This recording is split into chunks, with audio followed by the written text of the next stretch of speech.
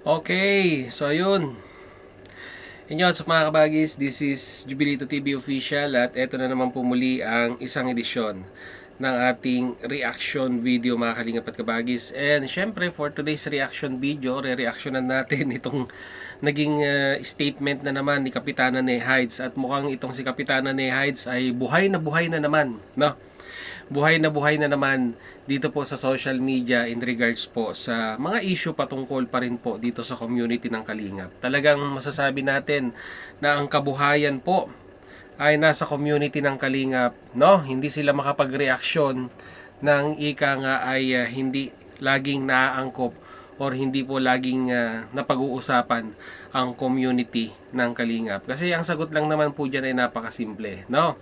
Walang views pag hindi po Kalingap ang pinag-uusapan. Tanggapin na po natin yon. Mahirap mang lunukin sa side ninyo, wala kayong views pag hindi po Kalingap ang pinag-uusapan ninyo. As simple as that, mga Kalingap at kabagis. So, siguro may paparinig na lang ako sa inyo. Kasi mga Kalingap at kabagis nakakatuwa lang to dahil para kasing lumalabas po mga Kalingap at kabagis na kami lang daw po, no, dito sa community ng Kalingap, to be specific sa mga reactors po, ang sabihin na nating nakikinabang, no, sa mga pagko-content sa mga ikangang beneficiaries sa content ng Kalingap, and at the same time po sa issue in regards patungkol po sa Kalingap. Given na po yun, no? Given na po yun. Reactor kami ng Kalingap So, anong gagawin namin? Nakipag-affiliate kami, nagpaalam kami kay Kuya Bal, no? Nirecognize kami. So, given na yon, di ba? Hindi na matatanggal sa amin yon dahil affiliated kami sa community ng Kalingap. Tama po ba o mali? Mas masaklap naman po siguro mga Kalingap at kabagis yung magko-content ka tapos hindi ka naman na-recognize ng community ng Kalingap, no? Tapos ika nga ay pumapaldo ka rin kahit papaano, mas pangit naman pakinggan 'yon, 'di ba? Walang balik, 'di ba? Walang balik sa Kalingap, puro kabig lang. 'Di ba? Walang tulong sa programa. Ganun lang 'yon, 'di ba? Mas pangit 'yon, mga Kalingap at kabagis, no? Sige, pakinggan natin 'to. Kapitana Ney Hides. Di ba, charity community kayo? Why not nire-reactionan ninyo yung mga charity works ng mga kasamahan dyan sa Kalingap? Kung ayaw ninyo ma-criticize yung mga pinagagawa nyo dyan. Di ba? Minsan na nga lang ako mag-content, natamaan pa kayo. Mas more siguro kung kagaya ako ninyo na, Diyos ko, sa isang araw, ilang beses kayo mag-content. Na wala kayong ginawa, kundi umupo na lang yan sa bahay ninyo at mag-reaction na mag-reaction. Yun daw. Sabi niya, mga Kalingap at kabagis, ha? Charity works. Ulitin natin. Nyo, di ba, charity community kayo? Why not nire-reactionan ninyo yung mga charity works ng mga kasamahan?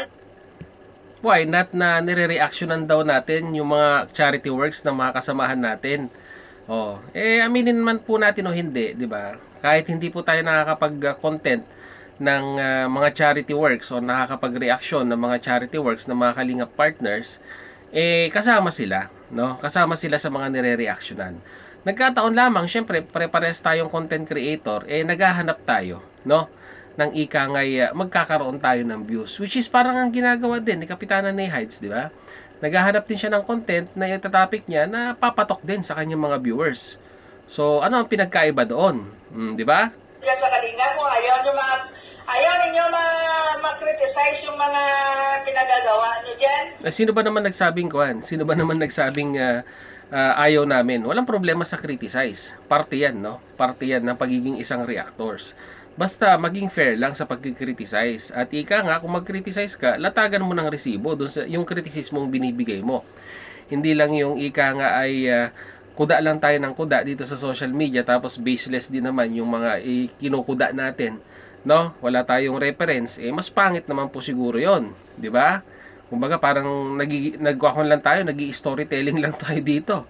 'Di ba? Mas pangit 'yon. Kailangan kung tayo ay babanat, kung tayo ay magki-criticize sa isang individual, kailangan alongside meron tayong pinanghahawakang ikangang ebidensya o resibo na magpapatibay doon sa mga sinasabi natin. Di ba? Minsan na nga lang ako mag-content, natamaan pa kayo. Sinong tinamaan? Minsan lang daw siya mag-content pero tinamaan. Nagkataon lamang, no? Na masyado mong in-exaggerate yung sinasabi mong ika nga ay, 'di ba? Malaking kawalan itong si Dalaga sa community ng Kalingap, which is, 'di ba, ang kwan na to masyado ng imaginative yung kanyang conclusion dito, no? 'Di ba? Kagaya nga na sinabi ko, sabihin mo malaking kawalan. Latagan mo ng resibo. Paano mo nasabi?